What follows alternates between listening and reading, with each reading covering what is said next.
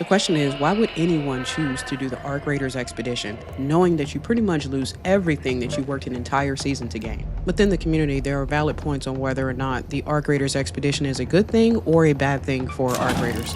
But guess what? I'm not here to argue with you guys today. I'm just going to tell you why I chose to do the expedition and what I currently think about my decision while playing this new season.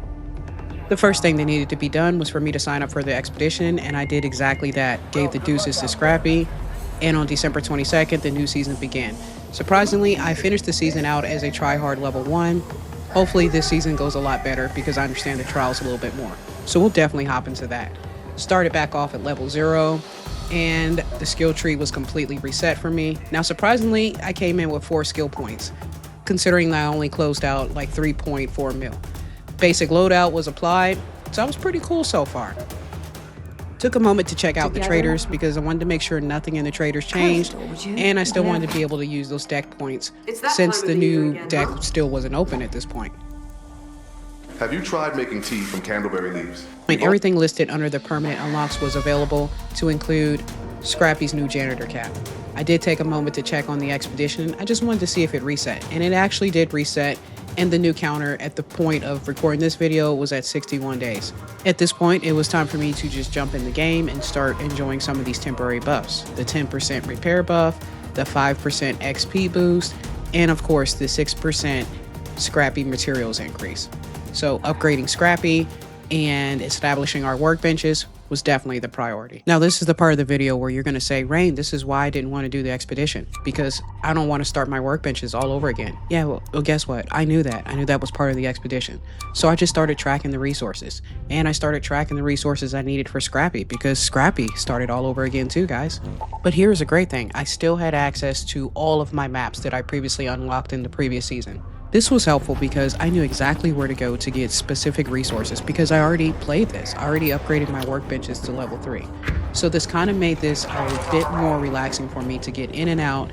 This go around, I really felt like the loot that I was bringing out of extractions was actually contributing to progressive gameplay, because I now knew what I needed, what I didn't need, what was of value, what wasn't of value. Playing last season, I learned how to use the refiner to my advantage for crafting resources that I needed for upgrades on weapons, gear, and I'm going to admit, upgrading Scrappy this season is taking me way less time than it did last season. That brings me to my second point. This season, I kind of feel like I'm getting my gameplay time back. The learning curve is officially over for me. I can now get into these other activities that I didn't get into last season. Like, I'm probably one of few people that didn't fight the matriarch. My overall opinion of the expedition, or the reset as some like to refer to it as, is for me, it was a good thing. Now I'm gonna be honest about my gameplay. First season, I played a rush to finish type style gameplay. I was literally boring through the content to get to level 75, to max out my skill tree, to max out my workbenches at level 3, to max out Scrappy, you know, the initial new game content type vibe. Well, this season, I'm gonna slow it down. I'm gonna enjoy the game a little bit more, figure out some more things, and jump into some of those quests and adventures that I didn't do first season, like fighting the matriarch. Some of the quest lines with keys, the guitar. Actually, I think I just learned today the guitar is now available in the goalie deck, so maybe I won't do that 15 item quest just to get a guitar. But you guys feel the vibe. You see where I'm going with this. So if you're down for that, that's the type of content that's going to be rolling this season and into the new year. At this point, I would like to take the time to thank everyone that has supported me throughout this entire year and the previous year, because some of y'all are still rolling with me.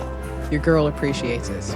I'm not going to drop you guys no New Year changes or New Year's resolutions of how the content's going to change and the channel's going to grow. We are going to continue to come together on the live streams and enjoy each other, enjoy the game, and take it back to when gaming was relaxing. It was fun. It was a good time. We may not get the gaming experience that we had when we were kids, but now we can choose how we play the game, when we play the game, and who we play the game with. So cheers to another great gaming year. And again, thank you for all your support throughout this year. Hope to see you next year as we continue to move this train forward. And you guys know the deal. Until we meet again, be good to yourself. Be better to somebody else. Be breezy. Don't let the weight of the world hold you down. And I'll see you next time.